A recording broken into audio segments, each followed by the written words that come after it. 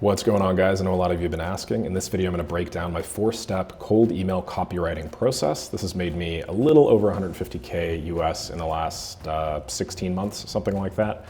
You do not have to be a good writer for this. All you have to do is follow a simple formula. This works for me, and this works for dozens of other people that have helped produce similar results over the last couple of years. So if that sounds like something you're interested in, let's get into it.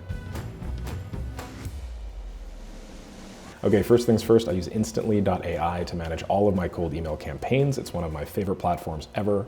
I'm not going to run you through how to get up and running with this platform. If you want to watch that, I'll leave a video link in the description that covers my actual system from sourcing leads on LinkedIn to enriching them and so on and so forth. But this is a campaign that I ran like 8 months ago, 9 months ago, something like that. I don't know. My math ain't so good. It was about 2 months long. We sent about 4,500 contacts. We had a reply rate of 12% approximately all in, which if you're in the business, you'd know is a pretty good reply rate. Usually campaigns get anywhere from like 2 to maybe 4.5%. Unless they're hyper customized, and ours were not customized. That's one of the benefits of my email copywriting approach. That led to 187 opportunities. This is a little bit misleading. Instantly defines an opportunity as any reply, but some of these were out of office replies. Some of these were sort of just like irrelevant ones. So about a third of those were somewhat positive replies, and then about a third of those actually led to like booked meetings. I think from this we ended up with like 12 clients, something along those lines. So the actual client, process in our case, it wasn't like bonkers, but this is a reasonable and totally average campaign performance that you can expect as long as you nail the copywriting steps. And that's why I wanted to show you this. It's not going to like win any awards, but it doesn't have to be. Getting 12 clients over the course of 2 months is like 1.5 clients a week. For a lot of agencies, that's more than enough. So in short, this is the copy that I've sent. And what I'm going to do here, I used to have a bunch of variants. I just cleaned them all up for the purposes of this demonstration. What I'm going to do is I'm going to talk about why this email campaign performs so well. I have a 4-step copywriting formula Notion doc that I'm going to just run through and give you guys some background. And then I actually also have a couple of email roasts where I'm going to go in and then I'm going to fix and optimize cold emails from the community that I've sourced. I'm part of a great community started by the founder of Fat Show. His name is Joe Davies. And so I've been talking to a lot of people there. So I got a great example here. Then I got a great example from my Twitter. All this stuff is just ripe for optimization, and they've all cleared it with me that I can roast them and that sort of thing. So anywho, without further ado, let's get into it. There are 4 steps that you need to nail if you want to run a copywriting campaign at scale like I do. I'm not saying that this is the only way to do it. There are a lot of people out there that have had great success with a different formula, whether it's 3 steps, 5 steps, 25 steps, whatever. But I've tried to simplify it and get it down to just as like a reductionist approach as humanly possible. And here are what I found were the 4 non-negotiables. Number 1, you have to mention logistics. So you have to tell them where you found them, and you have to tell them why they should give a shit. Number 2, you have to show them background, a little bit about yourself. What are you capable of doing for them? Give them like your elevator pitch in a sentence. Number 3, you need case studies, at least 1, preferably 2 or 3. This is just demonstrating that you know your stuff. You can cite specific clients and you can cite specific results given for other people. And then 4, and this is like non-negotiable, you need to have some type of risk reversal. This basically means you need to have some type of guarantee. You need to have some type of like money back offer.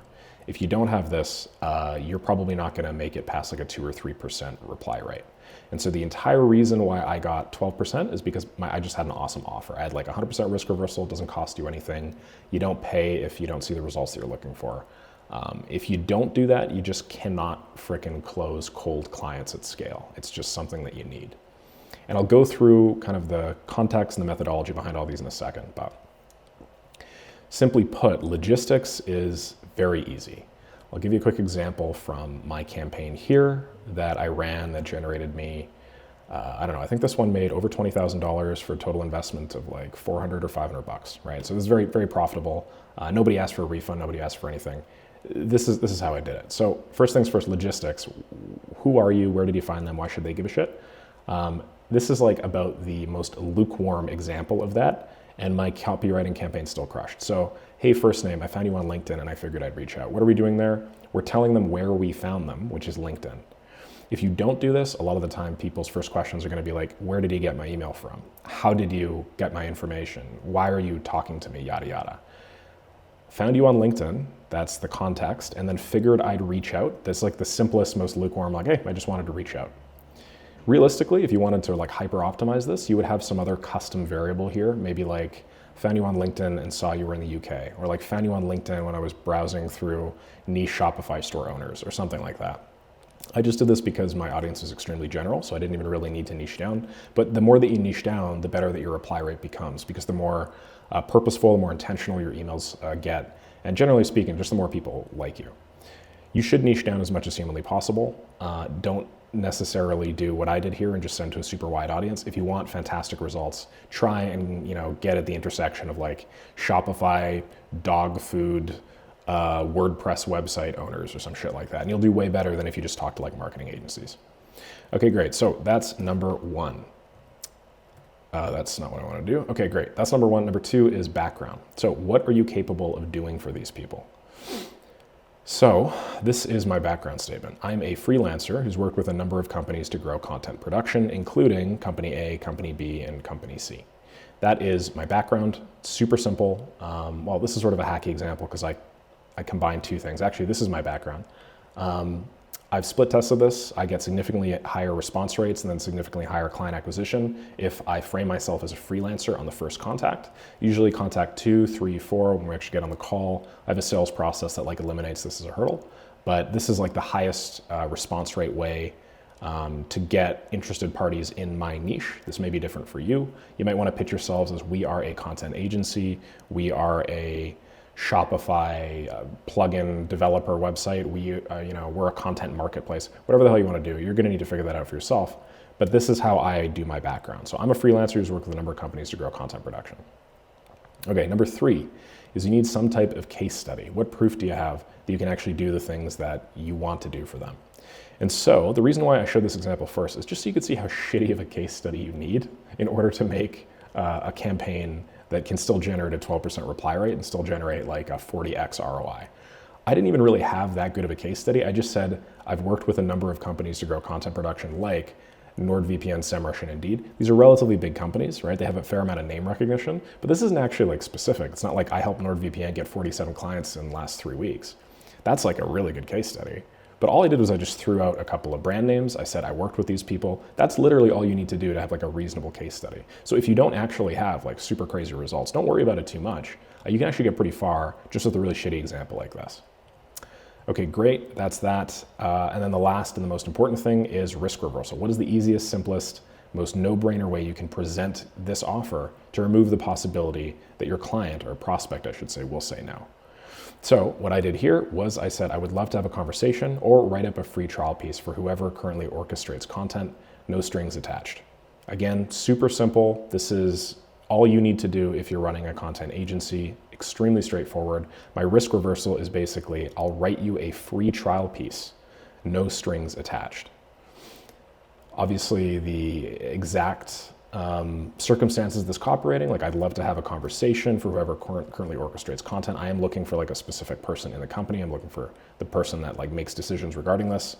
My targeting is pretty good, so usually that's the person that I'm talking to, but it's not always, and this helps me, get that referral. And then I just finish with a question: do you mind pointing me in the right direction? Thanks, I really appreciate the help. Okay, cool. So that is probably the shittiest example, literally one of the shittiest examples of an email campaign that embodies these 4 principles, and it still crushes it. Now let's look at a slightly more optimized version of one of these campaigns. This is the writing example that I just covered. If I scroll down a little bit and I go down to lead gen example, this is a lot more specific.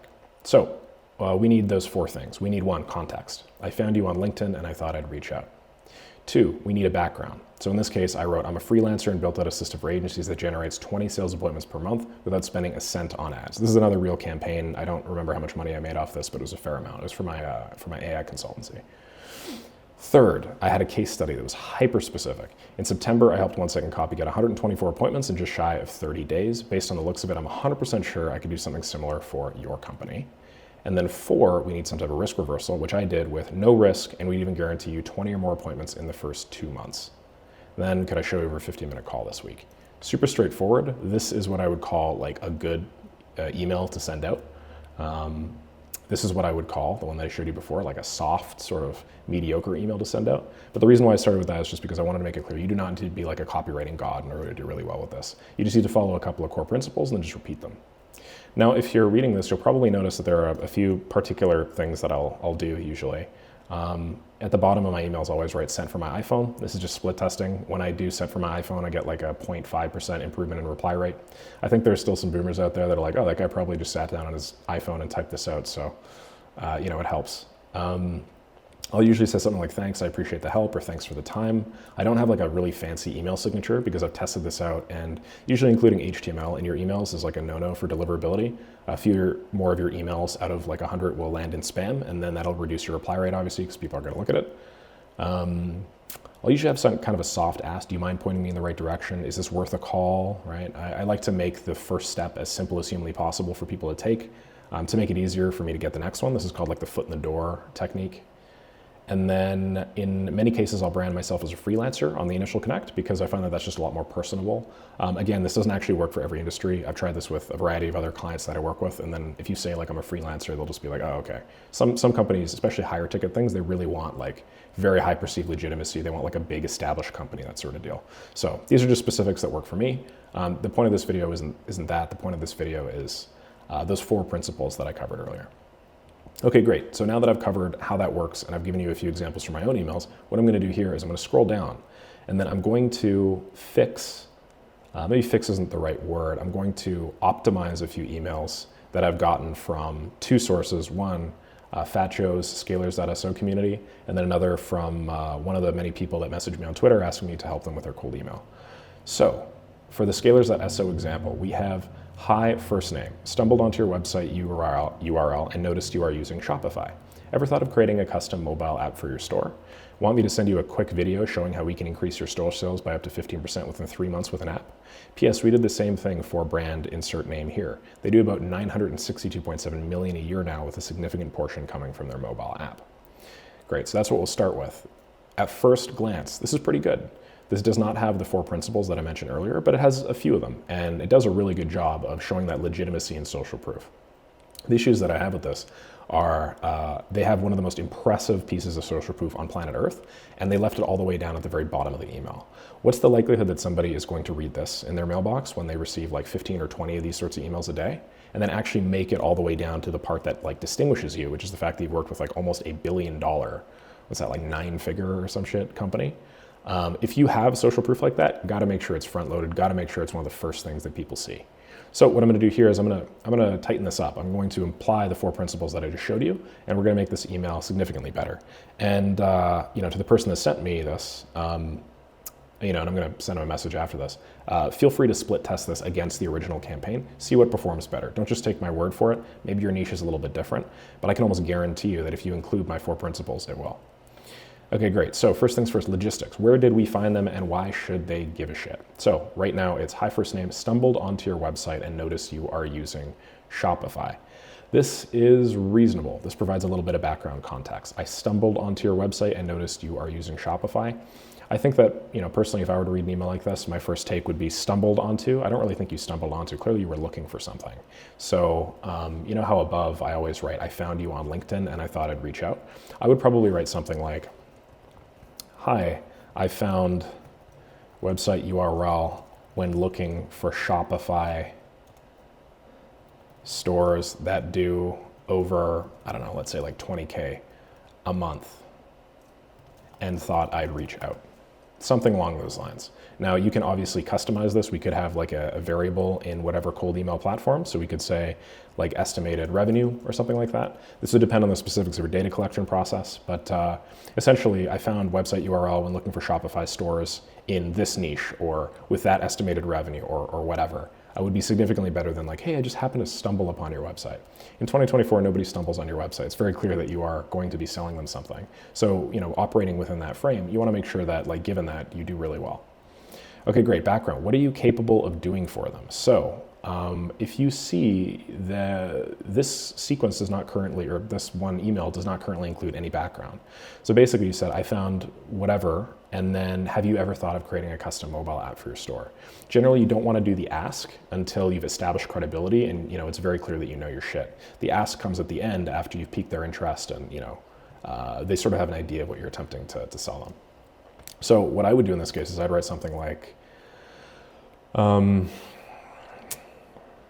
We create custom mobile apps specifically for enterprise Shopify stores in the blank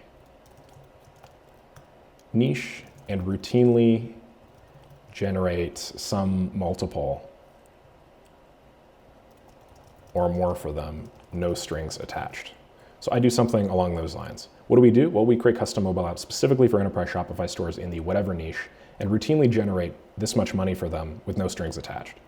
This isn't, going to win you any awards or anything, and I don't fully understand what this guy does for a living. I don't really know how his business works, but from a first kind of principles perspective, this just hits all the notes that people want to see when they are reading like a high quality email. Okay, great. So we did number 1, we did number 2. Let's see what number 3 is. Case study. What proof do you have that you can do that? So this fella put his case study at the very end. Again, there's no real reason why you should do that. Why don't we put this up here? The way that you write case studies usually is you want to have like some type of time constraint. And so you want to make sure that it was quite recent because if you're at like 14 years ago, we helped this company, people don't really give a shit. So ideally you would have some type of time indicator here. So maybe it was like last year I built an app for whatever the company is that now, or maybe they do $962.7 million a year, and a significant portion comes from their mobile app. Maybe I'd like try and define this. Comes from their app. I'm confident I could do something similar for you. Okay, great. Now we have like a relatively high quality case study. Of course, this isn't at the very beginning of the email. I think if I had full carte blanche over this, and if I could kind of like push my own rules a little bit, I would find a way to get that $962.7 million a year as high up as possible. So maybe in the subject line or something you reference that. Maybe if we say subject line is quick queue, I did, or maybe quick queue, whatever like client name does 962.7 million a year.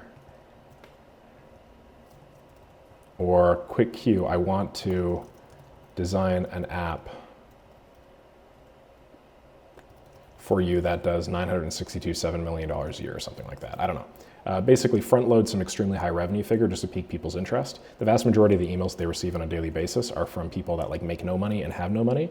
Usually people out of like, bot farms in India or Pakistan or maybe the Philippines. So you can really separate yourself from that by dropping high USD figures. It's very rare that like an app dev shop in the Philippines or something like that is capable of producing these high gross numbers just because the cost of living down there is so much lower and that sort of thing than in the US. So if you have these super high revenue figures, you should be trying to advertise it as much as humanly possible. So anyway, that's just one subject line. Feel free to split test it when you see this, but do like 3 or 4 variants and try and just drop that 962 as often as humanly possible. Otherwise, you can just do something like quick queue and then first name. You can experiment with lowercase. A lot of the time I find that keeping subject lines in all lowercase makes people think that like you wrote it by hand and you just made a grammatical mistake. That usually improves reply rate as well. So all these little hacks and stuff like that can help add the few extra percentage points to that reply rate and ultimately that closing rate. But anyway, let's get back to the task at hand, and then we need some type of risk reversal. What's the easiest, simplest, most no-brainer way you can present it to remove the possibility that they'll say no? Okay, great. So I found a website URL when looking for Shopify stores that do whatever dollars and thought I'd reach out. We create custom mobile apps specifically for enterprise stores in the blank niche and routinely generate blank or more for them, no strings attached. Last year I built an app for this company. They do ridiculous revenue a year and more than 30% comes to their app. I'm confident I could do something similar for you.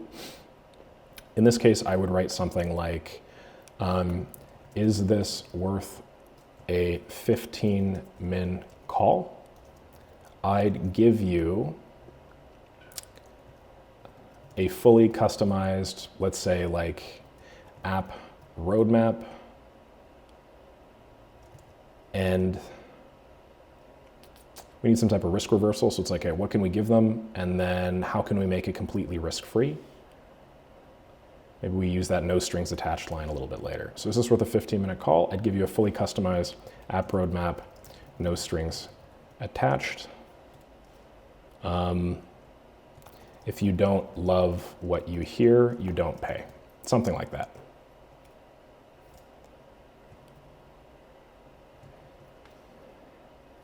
if I can't improve your store sales by 15% in 3 months, you don't pay. Something like that. And then in this case, the person that sent me this over did not have anything to end their email, so I would just write something like, thanks for the time, whatever your name is. And maybe, if you want, you can write like X at whatever app company you are. Yeah. So I'll add this copy in the description of the YouTube video just so you guys can have it in case you want to do this for yourself. But if you look back to what we had initially, and then if you look back to what we had now, this email now follows those 4 principles. It's a little bit longer, as you can see, because we've added that extra little snippet down here, and then we added an extra snippet there. But I'm confident that that longer email, although like longer emails are usually typically bad things, I'm confident that that longer email is going to be worth it in the long run. And then if you really wanted to optimize this, you'd write something like sent from my iPhone or whatever. Okay, great. So that's that SO, scalers.so example. Hope that helps and hope that walks you through some of my mindset when I'm optimizing emails that I think are pretty good, but are just lacking a couple things. This is an example I got from Twitter. I've just like written X in front of their name and all that stuff. So something similar to what I did down here. What these guys are doing in this case is they basically do lead generation for real estate companies in the UK. And this is how their email sounds. Hey, first name, I noticed that you're located in the UK. I wanted to reach out because we've been generating client appointments for real estate companies in the UK. We guarantee that you'll get a 3x return on your investment in the first 90 days or we'll fully refund you. I'd love to share how we achieved 37 appointments for X last month using Facebook ads and AI. Are you available for a quick call this week to discuss how we can replicate the success for a company name? Now, from a bird's eye perspective, this is a fantastic cold email campaign. They got basically every note. The only real thing that I would change are the placement of various lines. For instance, hey, first name, I noticed that you're located in the UK. That's cool. I might tell them where I found them specifically. It's not like you can just notice that you located somebody like through where? Like, did you just like open up Google Earth and like find a picture of my face somewhere or something? No, obviously. I found you on LinkedIn when I was looking for niche companies in the UK. And if you really wanted to do, to get even more specific, maybe you could do specifically in, I don't know, like district or whatever, like maybe Manchester or whatnot. I'm reaching out because we generate client appointments for real estate companies. Let's do UK real estate companies. Let's add a specific number there. So we generate around 30 client appointments for UK real estate companies per week. And I might add some specifics about your system and why it's different, how it's differentiated, using a system that requires $0 in ad spend. Maybe let's just do like a fully automated system that requires $0 in ad spend. A lot of the time when people pitch lead gen, just from my experience, they're doing it through ads. And so usually it's like, you pay us nothing except for $5,000 a month media buy campaign. So this sort of gets ahead of that objection. Let's see, what else do we got here?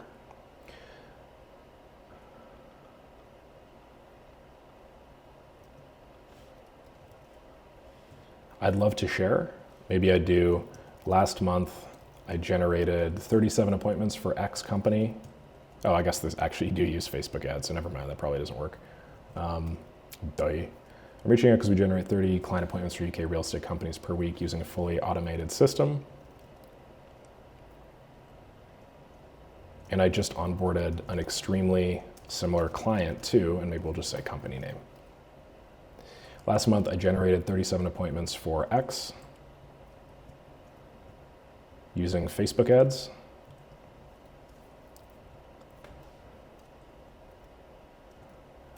What I like to do in situations like this is offer some type of like specific revenue. This was a 85x ROI,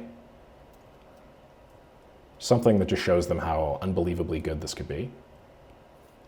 And then we guarantee that you get a 3x return on your investment in the first 90 days or we'll fully refund you. What I do here is I'd say something like, does this sound like something you're interested in? I'd guarantee you a minimum 3x return on your investment in the first 90 days. And then this is kind of like a tweak, and it's sort of like a dark pattern. But a lot of people will say stuff like, or we'll fully refund you. I find a much better way to pitch this is, or you don't pay.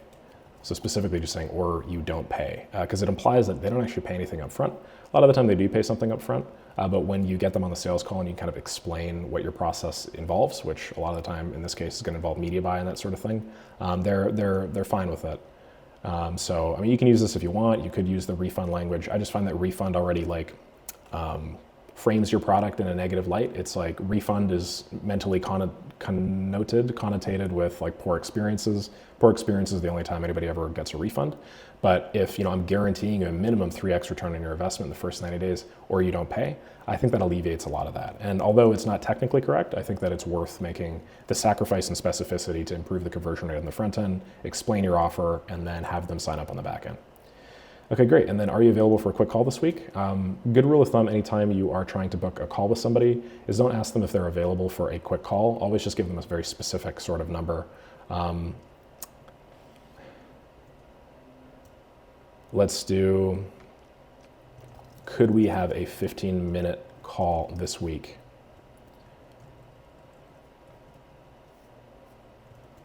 To show you how I do the same for company name.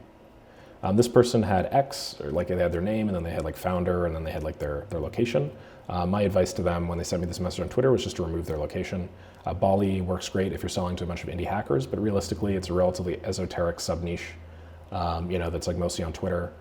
Sure, it's the digital nomad paradise, but it's like how many of the people that you're going to be emailing are really in the digital nomad paradise? Realistically, when people probably read Bali, they're like, oh, this person's from Indonesia. Well, what do we pattern match with people that have sent us emails in the past from Indonesia?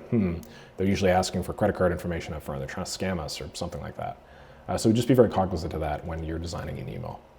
Okay, great, cool. So that is that. I think that probably fairly reasonably walks through my process, walks through my methodology. As I mentioned, I mean, my return on investments with lukewarm, shitty milquetoast emails have been absolutely ridiculous. You do not have to be a good copywriter for this stuff. I would consider myself a good copywriter at this point, a fantastic copywriter. But when I started a lot of these campaigns, I wasn't. And then I just like ran them for a while, made a few tweaks here or there, found that, my rates would go up or my rates would go down. And that's sort of just how I've like gestated and internalized all of this knowledge when it comes to language and, the most punchy and succinct way to write whatever the hell I want to write. So don't think you need to be good at this shit. As you saw, my first cold email campaign for 1 Second Copy was not. We still generated like 1.5 clients a week with basically like no ongoing cost or anything like that aside from like Instantly and LinkedIn Sales Nav. It's like $200 a month. So you could probably just copy and paste that same approach to your own business and do pretty dang well. Take these 4 steps with a grain of salt. You don't need to use this in order to succeed. This is just what I've done in order to succeed. And you'll probably find a lot of people out there on the internet that would either explicitly disagree with this or they'd say that like one of these 4 steps isn't necessary. My goal here is just for this to be a good starting point so you guys can actually go out, make some real motherfucking money with cold email, and then, fix everything else later. Hope you guys liked the video. If you guys got any more questions about this, just leave me a comment. I'm more than happy to go through every single one and respond. Please like, subscribe, and yeah, let me know if you want me to do anything else. Thanks so much. Have a great rest of the day.